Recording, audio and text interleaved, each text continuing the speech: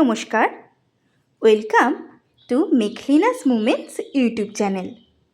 শীতকাল মানেই তো পিঠে পুলি আর পাটিসাপটার সময়।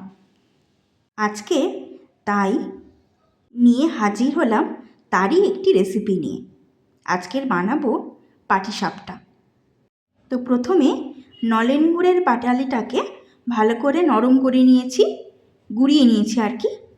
তারপরে একটি বড় সাইজের বাটিতে 1 বাটি সুজি, 4 বাটি ময়দা আর 1 বাটি চালের গুঁড়ো। সুজিটাকে মিক্সারে যদি গুঁড়িয়ে নেন তাহলে সুবিধা হয় আর কি। তো তার সাথে নুন মিশিয়ে সেই মিশ্রণটাকে ভালো করে একসাথে মিশিয়ে নেব আর কি।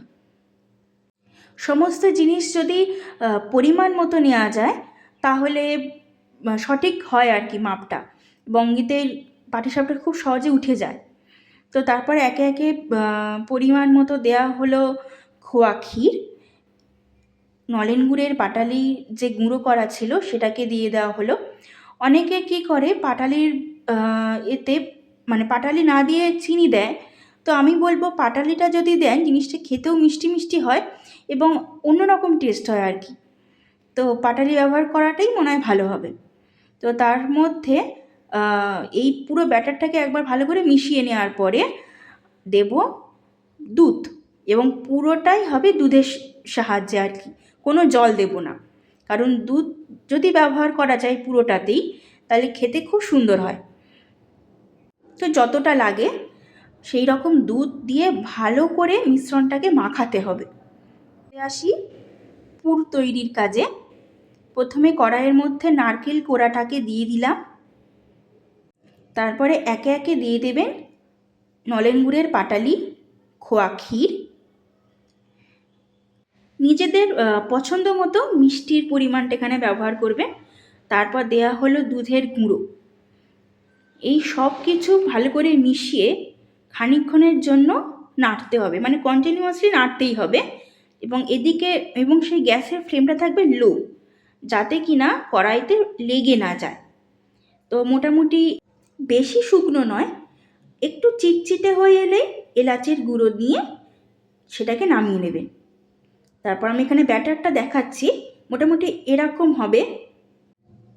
তবে আমার মনে হয় নিচটাকে যদি হাত দিয়ে মাখান তাহলে অনেক বেশি ভালো হবে ব্যাপারটা। তাহলে কি আমার এই দানাগুলো বুঝতে সুবিধা হবে এবং সহজেই মেশানো যাবে আর কি, ছাড়িয়ে নেওয়া। এরপরে গরম কড়াইয়ে বেগুনের বোঁটা কেটে সেটাকে ঘি আর তেল লাগিয়ে কড়ার মধ্যে ভালো করে মিশিয়ে নিতে হবে এবং গ্যাসটাকে অবশ্যই লো ফ্লেমে রাখবেন। তারপরে কাঁঠাল পাতা অথবা আমাদের বাড়িতে যে দৈনন্দিন মশলা তেজপাতা, সেটাকেই ভাঁজ করে নিয়ে এরকম সরিয়ে সরিয়ে জিনিসটাকে গোল আকৃতি দিয়ে দেবেন। পাতলা হয় যাতে, মোটা না হয়, কারণ এতে সেদ্ধ হতে বেশি সুবিধা হয়। দক্ষিণ ভারতের খাবার ধোসার মতো লাগছে খানিকটা। তো একে একে সেই নারকেলের পুর আস্তে করে মাছ বরাবর সরু করে দিয়ে দেওয়া হলো। এবারে খুন্তির সাহায্যে এটাকে 3 ফোল্ড করে নেওয়া হবে। ওই ধোসার মতোই আর কি আমার লাগলো ব্যাপারটা, কিন্তু এই তোলাটাও খানিকটা মানে ঝক্কির কাজ। কিন্তু একবার যদি কেউ শিখে যায়, বা কড়াইতে প্রথমবার যেটা দেওয়া হয় না সেটা একটু অসুবিধা করে, কিন্তু তারপর সহজেই উঠতে থাকে যদি পরিমাণটা ঠিক হয়। তো এইভাবে জিনিসগুলোকে তৈরি করে ফেলা হলো। পাটিসাপটা রেডি। দেখুন কি সুন্দর নরম হয়েছে, আর খেতেও হয়েছিল দুর্দান্ত।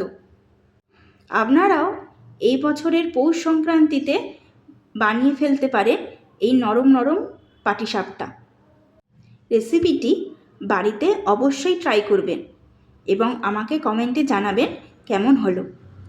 আপাতত ভিডিওটি এখানেই শেষ করছি। দেখা হবে পরের নতুন একটি রেসিপি নিয়ে। ভালো থাকবেন।